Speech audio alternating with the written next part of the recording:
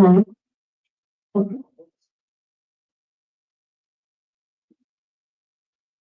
didn't think about that. I didn't think of that either. There's no good way, huh? No, there we go.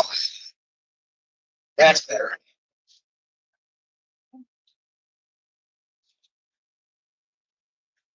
Good morning, sir. Can you please tell me your full name and date of birth? Dr. Neil Schmidt, 4761.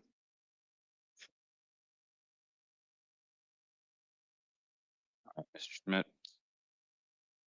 Good morning. This is time for your initial appearance. You're being seen here today based on a felony warrant out of the state of California. Right. This was related to charges of first-degree murder, lying in wait, rape, and kidnap, alleged to have occurred several years ago. I believe it's 1984. To remind you, you do have the right to remain silent, and anything you say can be held against you. You also have the right to an attorney, and I'm appointing the Pima County Legal Defender's Office to represent you in this matter. The gentleman seated right next to you is going to be representing you for purposes of this hearing. So if you have any questions, please speak with him before saying anything out loud. Okay. Okay.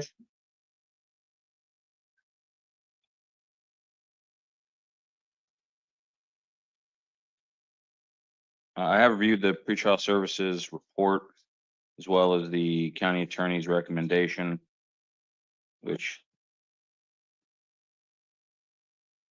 appears to be $2 million cash bond. Anything else to add from the state? Judge, I would just know that this is the result of a rather lengthy investigation, not to mention the number of years that have passed since then, but California has sunk a lot of resources into this investigation, including bringing out members of their district attorney's office and their law enforcement office this week to conduct the search warrants and ultimately the interview of this defendant. Given the length of time that has passed, the fact that it's a different jurisdiction and the violence associated with the crime, we do believe a $2 million cash bond is appropriate. I would ask the court to impose that. Additionally, I'm asking for the fugitive hearing to be as quickly as the court can set it. If we could get a date this week, please. Thank you. And just to note that the bond or the warrant amount actually does not list a bond, rather it requests the defendant be held without bail. That's correct, Judge. However, Arizona law would require you to hold. Well, no, actually, that's a good point. I believe California at least still has the death penalty on the books.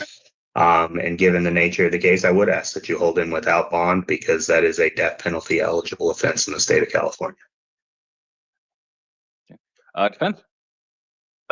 Yes, Judge. So generally, what I've seen at IAs is when there's even a case of this nature and there aren't any priors, they're not on release, the court will set a high amount of bond, but it's usually around $1 million.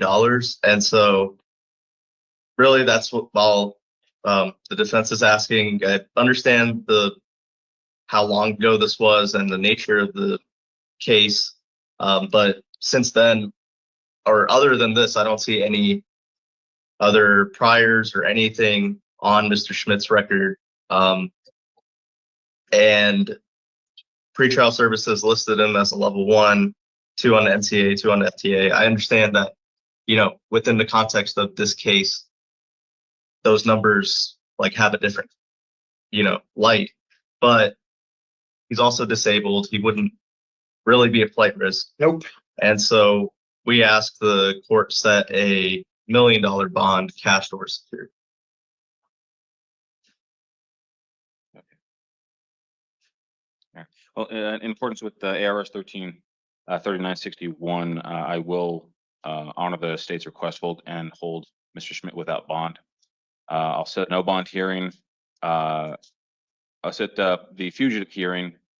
Fugitive warrant hearing rather for July 24th at 2:30 in the afternoon, and the no bond hearing for the following day, July 25th at 2:30 in the afternoon. Judge, there wouldn't be a no bond hearing. I'm sorry. Oh, my apologies. We don't need a no bond hearing, just the fugitive hearing.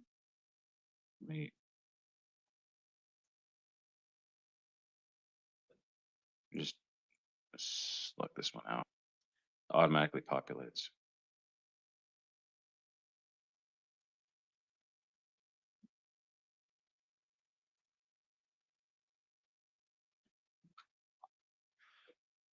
All